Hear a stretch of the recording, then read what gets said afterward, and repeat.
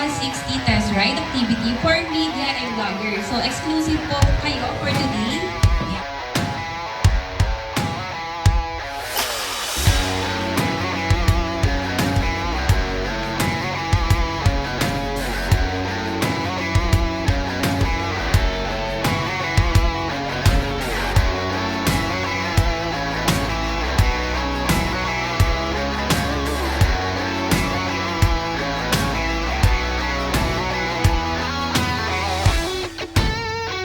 Sir James Iwaki, Motovlog. Sir James Cascade. What is up mga Waki Peeps? Good morning sa inyong lahat. So for today's video, andito tayo ngayon sa Honda Safety Driving Center dahil naimbitahan tayo ng Honda Philippines para i-test ride ang kanilang bagong Honda Click 160. So tara, mag-intro video muna tayo and then proceed tayo sa test ride. Let's go!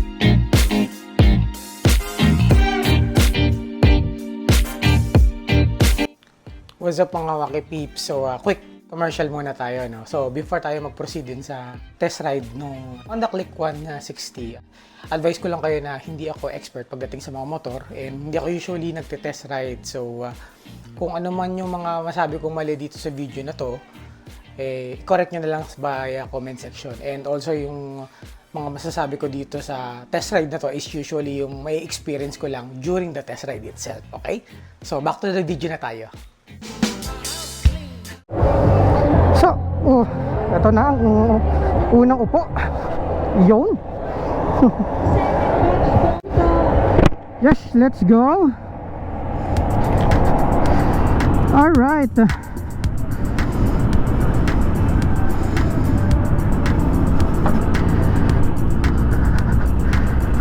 First up, seating position niya is actually neutral. Napaka-relax. Kita nyo naman yung legroom ko. Meron pa.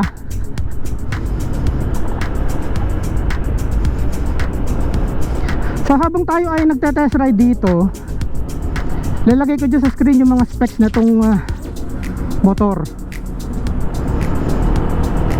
Ayan. So ngayon na lang ulit tayo nakapasyal dito sa Honda Safety Driving Center. The last time that we're here was back in 2021. Dito tayo nag-aral ng motorcycle course. Wow!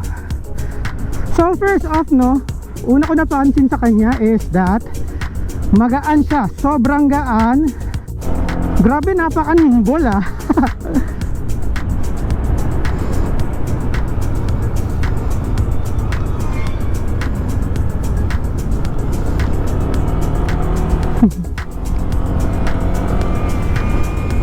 Oh, grabe yung drone.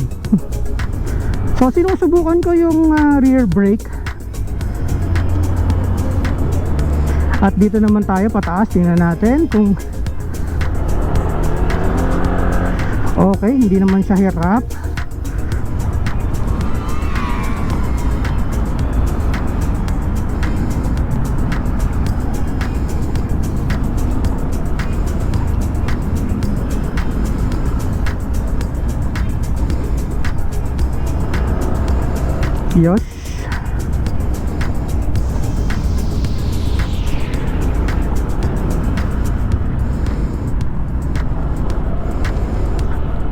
dito sa bumpy road. Testing natin yung suspension niya.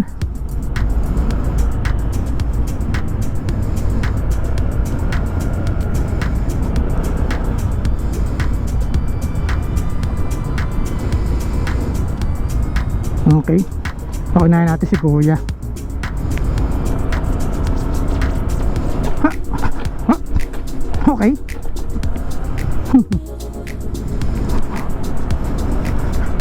Okay, may konting tagtag yung suspension pero manageable.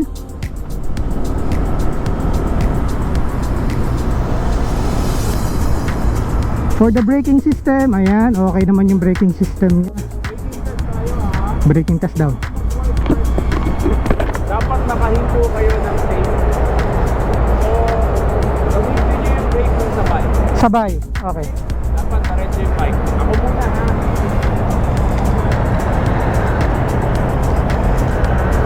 Gagamitin daw yung brake na sabay.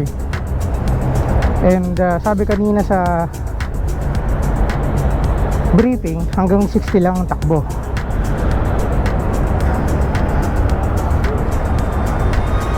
Game na daw.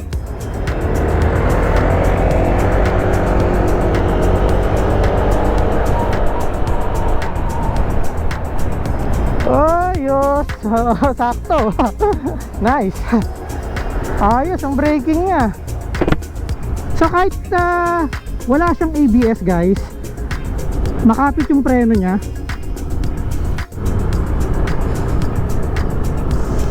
Grabe, gaan yung scooter na to. Ang ano ko lang sa kanya is parang medyo naninipisan pa rin ako sa gulong niya. Unlike sa competitor niya na medyo malaki yung gulong, ito kasi 100 by 80 tapos 110, 120 by 70 sa likod. Ang alam ko is ang competitor nito is medyo mas malaki yung gulong, so mas makapit siya. Pero siguro ganun naman talaga dinesign tong motor na to.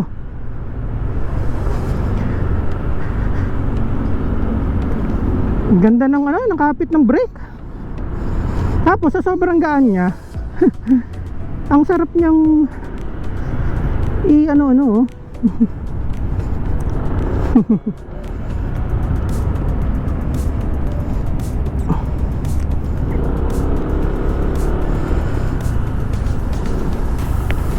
Yes. Dito ulit kami.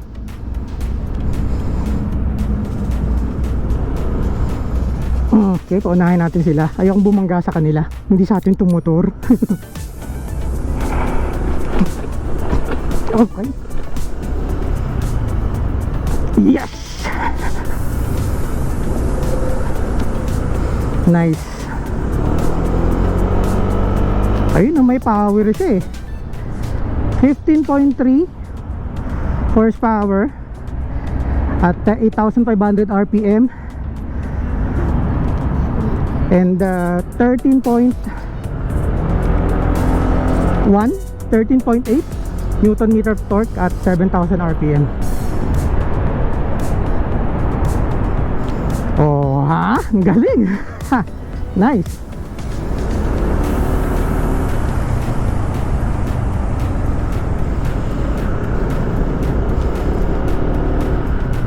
So by the way, fuel tank capacity nito is 5.5 liters and average consumption niya is around 47 km per liter. Pero siguro magfa-factor pa rin yung bigat ng rider as well as yung environment, like yung traffic, ano pa ba, weather conditions, ayan.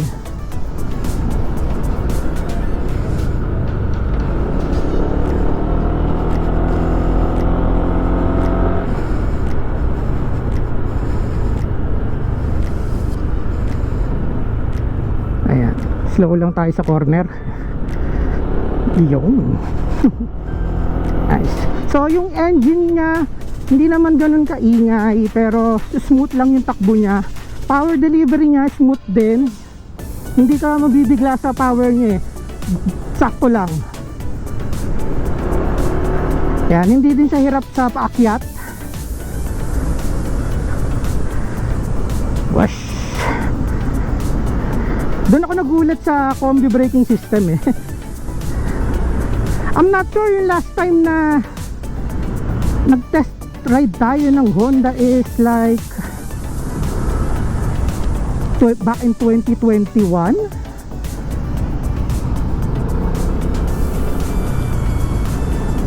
Honda PCX pa yata yung na test ride natin. I'm not sure kung naka-combi brake system na rin siya. Nakalimutan ko eh. Pero bilib ako sa combi brake system ha. Nagbe-brake siya, eh no. Nararamdaman ko yung pag-brake ng harap din eh oh.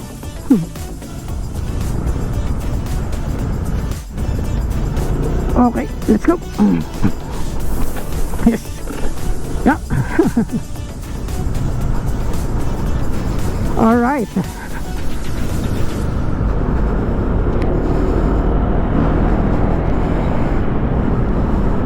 By the way, oh, nakalimutan kong banggitin yung upuan niya.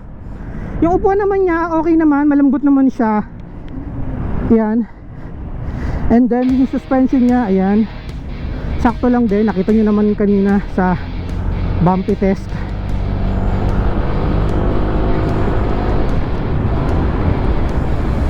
Yes.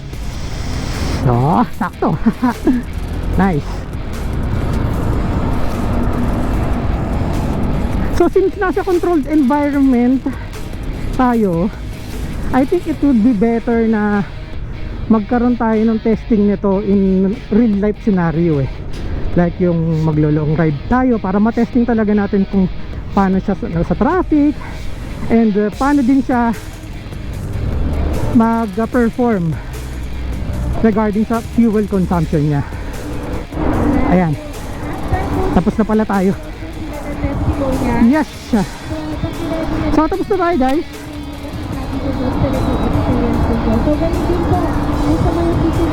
So may kill switch stand siya, yan. Oh, di ba? So yung kill switch stand niya, namamatay yung engine once na ibaba mo yung kill switch. Yan. So napakaganda ng panyo gauge niya, napaka-simple. Lahat ng information nandito na. And syempre yun yung classic horn ng Honda. Yan. Idling stop niya, yung kanyang handbrake, ayan. So tignan natin ang kanyang design. Napakaganda, no? Diba? So para sa akin, napakaganda ng looks niya, no? Napaka sporty, napaka aggressive. Also nakalimutan natin banggitin, we have 18 liters ng underseat compartment. Ayan. Siguro ang hindi ko lang nagustuhan dito is yung drum brake. Siguro kung disc brake to, mas maganda yung kapit ng combi brake. So for the price of 122,900 pesos, very competitive and napakaganda. So available in red, white and black. So yun siya guys. So guys, I am back. So tapos na tayong mag test ride ng bagong Honda Click 160 ng Honda Philippines. Gusto ko magpasalamat sa Honda Philippines at sa Honda Safety Driving Center sa pag-invite sa atin para matest ride ang scooter na ito. Siguro much better kung matetest ride din natin to in real world scenario para ma-check natin siya kung paano siya mag-handle sa mga traffic, pati ma-check din natin yung mismong fuel consumption niya, di ba, no? So Honda baka naman. Well, anyway guys, dito ko na rin tatapusin ang video na to. Medyo makulimlim, sana wag umulan pa uwi. So kung tinapos mo tong video na to, make sure to like, comment, share, and subscribe. Hit mo yung notification bell para updated ka sa lahat ng mga bagong videos na ipopost ko, okay? So thank you very much. Ride safe everyone, mga Waki peeps. And I will see you all on my next video. God bless everyone. Bye!